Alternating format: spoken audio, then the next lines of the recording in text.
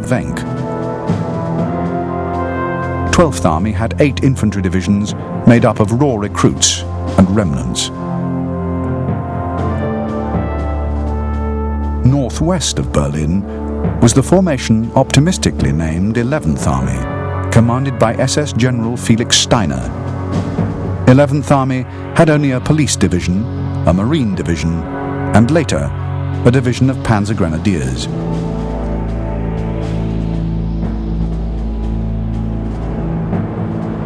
Straddling the Oder, with the Russian bridgehead at Kustrin only a few miles downstream, was the city of Frankfurt, now designated a fortress. On April the 12th, Goebbels, the Nazi propaganda minister, visited General Busse, the commander of 9th Army.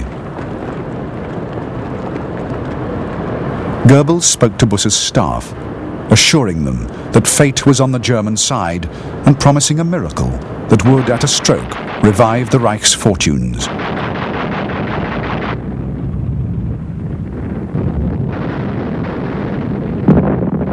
In an extraordinary twist of fate, that evening Goebbels learned of the death of American President Franklin D. Roosevelt.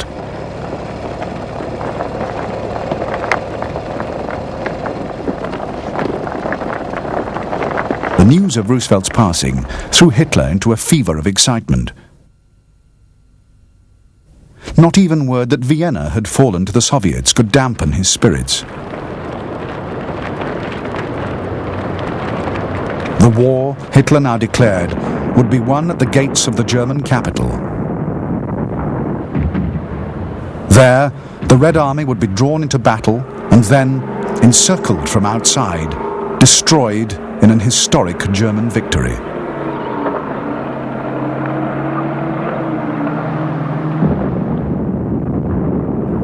At the very least, the battle would win time, during which the alliance between the Western powers and the Russians would inevitably collapse.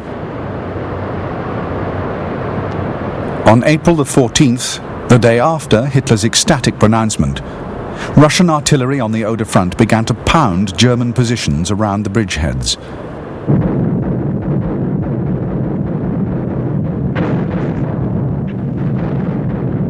Although the sudden Russian onslaught took the Germans completely by surprise, it soon became apparent that this was not the start of the main offensive.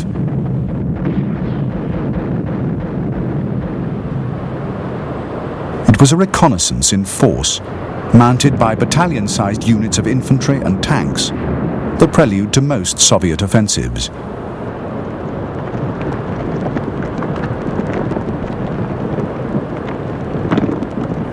For the German commander of Army Group Vistula, General Heinrici, the question now was exactly when the real blow would fall.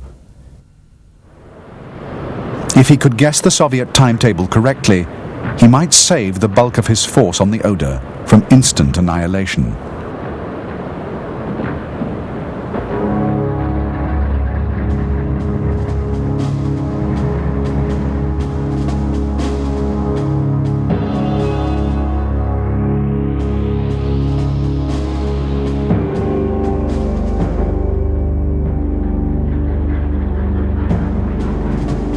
On April the 15th, there was a lull in the fighting around the Oder bridgeheads. At Kustrin, Marshal Zhukov's breakthrough force of 4 infantry and 2 tank armies stood poised for the signal.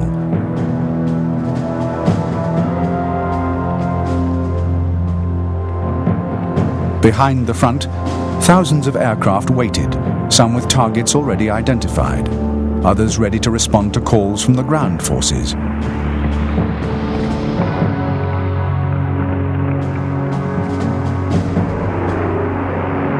Further south, Konev's 5 infantry and 2 tank armies also waited.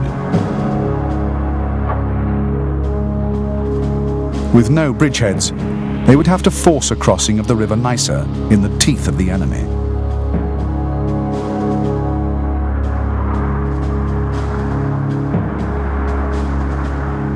The first to strike, in the early hours of April the 16th, would be Marshal Zhukov's first Belarusian front. Zhukov's plan was a novel one. After a massive pre-dawn artillery bombardment by 10,000 guns and 400 Katyusha rocket launchers designed to pulverize the German front line, 140 anti-aircraft searchlights would be turned on to blind the defenders as the infantry rushed their trenches. What Zhukov did not know was that Heinrici had correctly deduced the time of the Russian attack.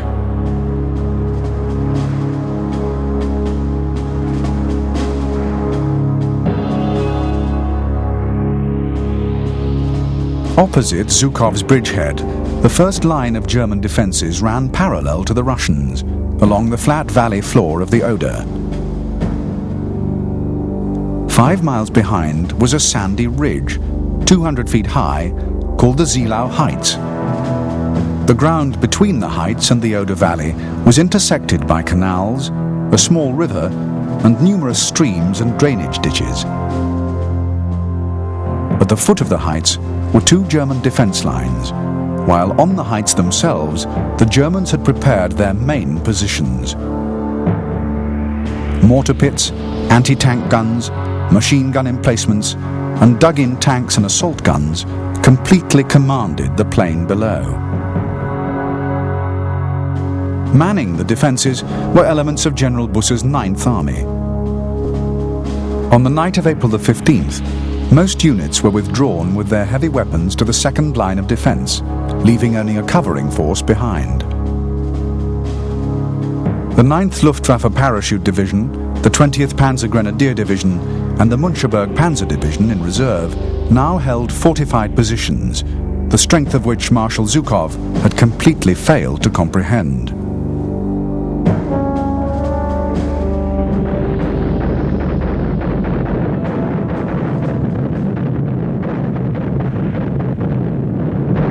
The awesome barrage that heralded the start of Zhukov's offensive began at 3 a.m. on the morning of April the 16th.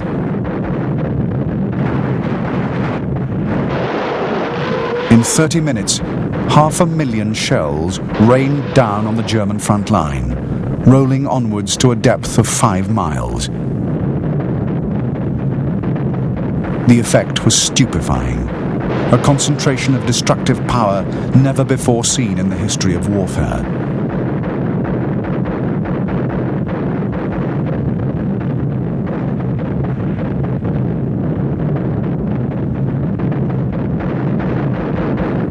In fact, Zhukov's plan was already coming badly unstuck. The searchlights, reflected back by clouds of dust and smoke, were blinding the attackers, who were stumbling about amongst the ditches. Even more disturbing, the enemy's frontline trenches were all but deserted. Suddenly, heavy German fire rained down from the Zielau Heights.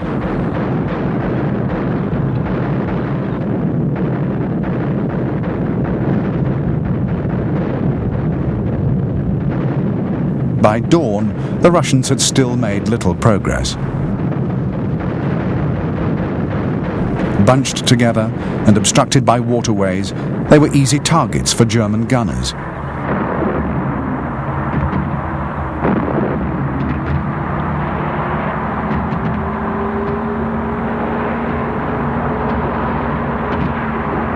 The day was well advanced before the Russians reached solid ground below the heights, and there, under a hail of shells, the offensive ground to a halt. The effect of the unexpected setback on Marshal Zhukov was to send him into a towering rage.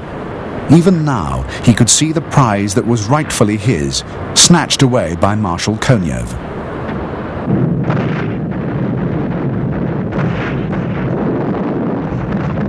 On Konev's Nysa front, the opening barrage had begun at 4:15 a.m. along a 250-mile line.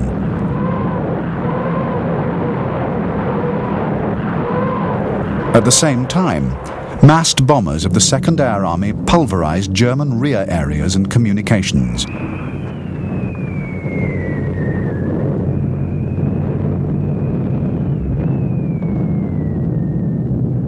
One 18-mile sector in particular was saturated with high explosives.